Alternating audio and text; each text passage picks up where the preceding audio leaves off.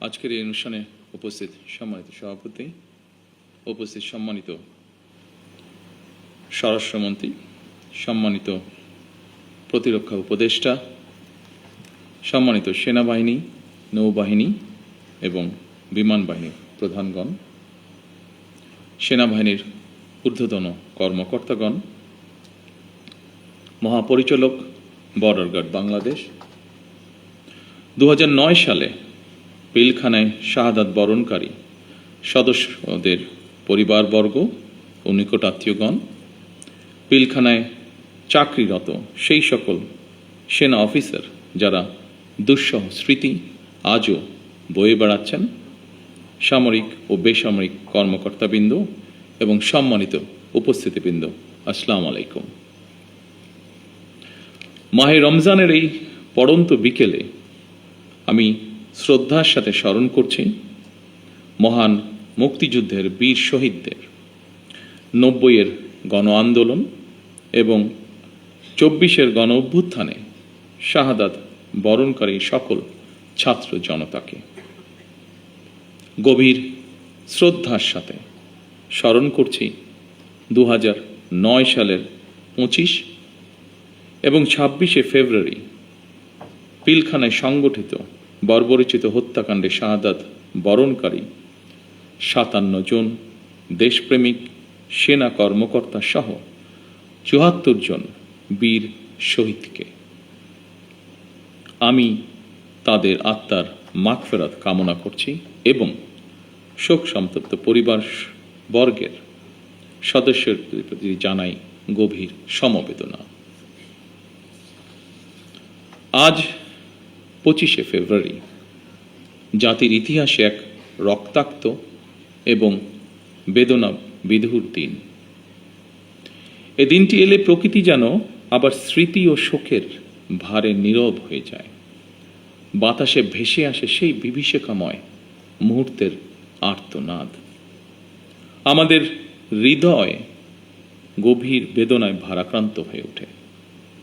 2009 সালের 25 এবং 26শে ফেব্রুয়ারি এই নির্মম ঘটনা আমাদের জাতীয় জীবনে এক গভীর ক্ষত সৃষ্টি করেছে, যার বেদনা সময় পেরিয়ে আজও বহমান।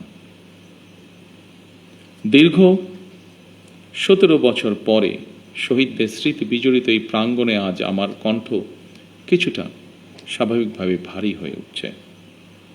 আমি কেবল একজন জনপ্রতিনিধি হিসাবে নয়, একজন সেনা পরিবারের সদস্য হিসাবে, একজন সহযোদ্ধার সন্তানের মতন আপনাদের সামনে, আপনাদের সাথে আজকে উপস্থিত হয়েছে। 2009 সালে সেই বিভীষিকাময় ঘটনায় 57 জন মেধাবী ও দেশপ্রেমিক সেনা কর্মকর্তা সহ মোট 74টি প্রাণ ঝরে গিয়েছিল।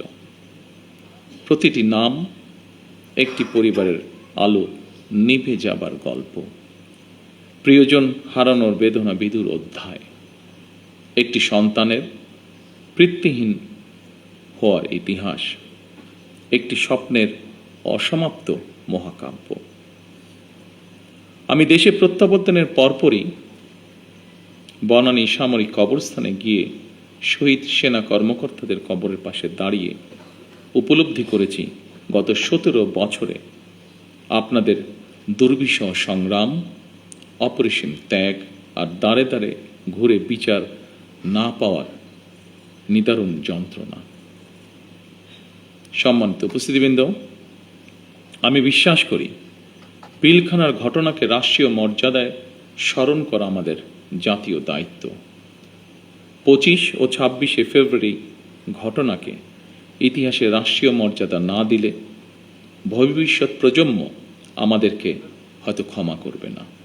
তাই সেনাবাহিনীও আপনাদের সঙ্গে আলোচনা করে 25 এবং 26শে ফেব্রুয়ারি স্মৃতিকে অম্লান করে রাখতে বর্তমান সরকার ইনশাল্লাহ কাজ করবে। আমাদের সীমান্ত রক্ষী বাহিনী শিকড় আমাদের স্বাধীনতার ইতিহাসে প্রথিত। 1971 সালের যেদিন চট্টগ্রামের কালুরঘাট বেতার কেন্দ্র থেকে শহীদ রাষ্ট্রপতি জিয়াউর রহমান স্বাধীনতার ঘোষণা দিয়েছিলেন, সেদিন সেনাবাহিনীর সাথে তদানীন্তন ইপিআর এর সদস্যবৃন্দ বেতার কেন্দ্রের দায়িত্বে নিয়োজিত এক থেকে গৌরবময় ইতিহাসের সাক্ষী হয়েছেন এবং মহান মুক্তিযুদ্ধের সূচনা লগ্ন থেকে সেনাবাহিনীর সাথে অবিস্মরণীয় অবদান রেখে চলেছেন। পরবর্তীকালে শহীদ রাষ্ট্রপতি জিয়াউর রহমান সীমান্তরক্ষী বাহিনীকে সুসংহত করতে বিশেষ গুরুত্ব আরোপ করে অবকাঠামোগত উন্নয়ন এবং প্রয়োজনীয় সংস্কার কাজ করেন। সেনাবাহিনী থেকে যোগ্য ও মেধাবী অফিসারদের পেশনে প্রেরণের সংখ্যা বৃদ্ধি করা হয়। 1978 সালে এই বাহিনীর ইতিহাসে সবচেয়ে বড় ঘটনা হল সামরিক কায়দায় নতুন করে পুনর্গঠিত করা। পূর্বের উইংসমূহকে পরিবর্তন করে ব্যাটালিয়নে রূপান্তর করা হয়। দুটি নতুন ব্যাটালিয়ন সংযোজন করে বাহিনীর সংগঠনকেও পরিবর্ধিত করা হয়। দীর্ঘ সংগ্রামের পর আজ জনগণের রায় নির্বাচিত সরকার দেশ পরিচালনা করছে। দেশের প্রশ্নে আমরা সীমান্ত বাহিনীকে আরও আধুনিক ও সুসংহত করব ইনশাআল্লাহ।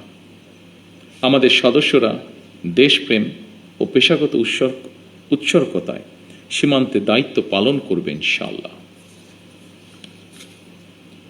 বাংলাদেশের স্বাধীনতা যুদ্ধে এবং স্বাধীনতা পরবর্তী দেশ গঠনে সেনাবাহিনীর রয়েছে উজ্জ্বল ইতিহাস। সেনাবাহিনী আমাদের সার্বভৌমত্বের প্রতীক। আমি মনে করি পিলখানার এই মর্মান্তিক ঘটনা ছিল আমাদের সার্বভৌমত্বকে নস্যাৎ করার একটি অপপ্রয়াস। পিলখানার ঘটনার পরিক্রমায় আমাদের জাতীয় নিরাপত্তার কাঠামোর দুর্বলতা ফুটে উঠেছে। তাই বহির্বিশ্বের সাথে তাল মিলিয়ে আমাদের জাতীয় নিরাপত্তার কাঠামোকে আরও আধুনিক, সময় উপযোগী এবং শক্তিশালী করা প্রয়োজন অবশ্যই, এবং এ লক্ষ্যেই আমাদের সরকার কাজ করবে ইনশাআল্লাহ। একই সাথে শহীদ পরিবারের সদস্যদের কল্যাণে তাদের সন্তানদের শিক্ষা, চিকিৎসা ও পুনর্বাসনের জন্য দীর্ঘমেয়াদী সুরক্ষা ব্যবস্থা গড়ে তোলার প্রতিশ্রুতি আমরা এরই মধ্যে ব্যক্ত করেছি। মাহে রমজান আমাদের সংযম এবং আত্মশুদ্ধির শিক্ষা দেয়। মহান আল্লাহর দরবারে প্রার্থনা করি তিনি যেন শহীদদের আত্মাকে শান্তিতে রাখেন, তাদের পরিবারকে ধৈর্য ও শক্তি দান করেন এবং আমাদের রাষ্ট্র প্রতিষ্ঠানসমূহকে ন্যায়, শৃঙ্খলা ও দায়িত্ববোধের পথে পরিচালিত করেন। পরিশেষে আজকের এই অনুষ্ঠানটি আয়োজন করার জন্য যারা অক্লান্ত পরিশ্রম করেছেন, এই অনুষ্ঠানটিকে সুন্দরভাবে উপস্থাপন করেছেন, তাদের সকলকে আমি আমার পক্ষ থেকে আন্তরিকভাবে ধন্যবাদ জানাই।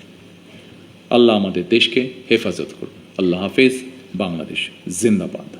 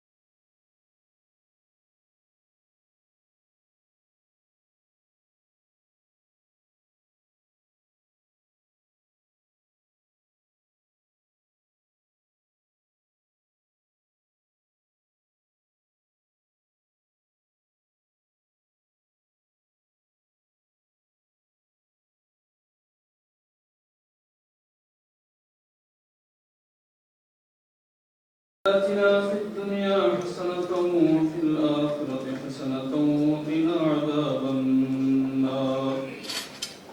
তো উপস্থিত সকলকে নিয়ে আপনার মহান দরবারে হাত তুলেছি। আপনি আমাদের সিয়াম সাধনকে কবুল করে নিন। 2000 জান্নাতুল ফিরদাউসের উচ্চ মাকাম দান করুন। পার্থিব জীবনে তাদের সকল প্রকার ভুল ত্রুটি ক্ষমা করে দান করুন আমিন। তাদের সকলকে প্রদান করুন। শহীদ পরিবারের যারা বেঁচে আছেন তাদের সবাই শহীদদের রূহ মুবারকের সওয়াব পৌঁছে দিন। তাদের সকলকে জান্নাতুল ফিরদাউস নসিব করুন। এবং তার সহধর্মিনী সাবেক প্রধানমন্ত্রী মরহুমা বেগম খালেদা জিয়াকে জান্নাত দান করুন। হে আল্লাহ, আমাদের এই বাহিনী ও দেশের জাত থেকে এই দেশ ও জাতিকে হেফাজত করুন। রব্বানা وتب علينا إنك أنت التواب الرحيم الحمد لله رب العالمين. السلام عليكم ورحمة